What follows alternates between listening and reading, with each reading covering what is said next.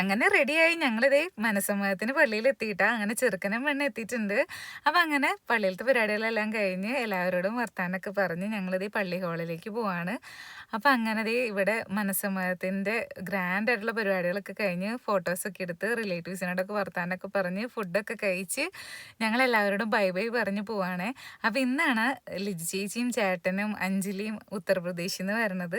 അപ്പം അങ്ങനെ ഞങ്ങൾ വീട്ടിലെത്തി ഡ്രസ്സൊക്കെ മാറി വേഗം എന്തേ അവരെടുക്കാൻ വേണ്ടി കൊച്ചിയിലെത്തിയിട്ട് നമ്മുടെ ഇൻ്റർനാഷണൽ എയർപോർട്ടിലെത്തി. അങ്ങനെ അവർക്ക് വേണ്ടിയുള്ള കുറച്ച് നേരത്തെ കാത്തിരിപ്പിന് ശേഷം അവരിത് എത്തിയിട്ടുണ്ട്. അപ്പോൾ വന്ന് കണ്ട് നമ്മൾ 2-3 മാസമായിട്ടുള്ളൂ കണ്ടിട്ട്. നമ്മളന്ന് ഉത്തർപ്രദേശിൽ പോയിട്ടുണ്ടായിരുന്നല്ലോ, നമ്മൾ ഓൾറെഡി വീഡിയോസൊക്കെ പോസ്റ്റ് ചെയ്തിട്ടുണ്ടായിരുന്നു. പക്ഷേ ഗ്രേസിനും സ്റ്റീവനൊക്കെ ഇവർ കണ്ടിട്ട് ഒരു വർഷമായി. അപ്പോൾ സ്റ്റീവൊക്കെ വലുതായി, ചേച്ചീനൊന്നും അങ്ങനെ അത്രയും തിരിച്ചറിഞ്ഞില്ല. എന്നാലും പെട്ടെന്ന് പോയി കേട്ടോ ചേച്ചിയുടെ അടുത്തേക്ക്. അങ്ങനെ ഞങ്ങൾ നേരെ പോയത് സിജി ചേച്ചിയുടെ അടുത്താണ്. ഇപ്പോൾ വന്നേക്കണത് സനചേട്ടൻ്റെ മൂത്ത പെങ്ങളാണ് കേട്ടോ ലിജി ചേച്ചി. ഇപ്പം ഞങ്ങൾ എത്തിയേക്കുന്നത് സനചേട്ടൻ്റെ രണ്ടാമത്തെ പെങ്ങളുടെ വീട്ടിലേക്കാണ്. അപ്പോൾ രണ്ടാമത്തെ ചേച്ചീനെയും കൊണ്ട് ഞങ്ങൾ എല്ലാവരും കൂടി നമ്മുടെ വീട്ടിലേക്ക് പോകാൻ പോവാണ്. അപ്പോൾ ഇവിടുന്ന് ദേ ചായയൊക്കെ കഴിച്ച് ഞങ്ങളിതേ തിരിച്ച് വീട്ടിലേക്ക് പോവാണ്. അപ്പോൾ ഇനി 1 മാസം എല്ലാവരും കൂടി അടിപൊളിയായിരിക്കും.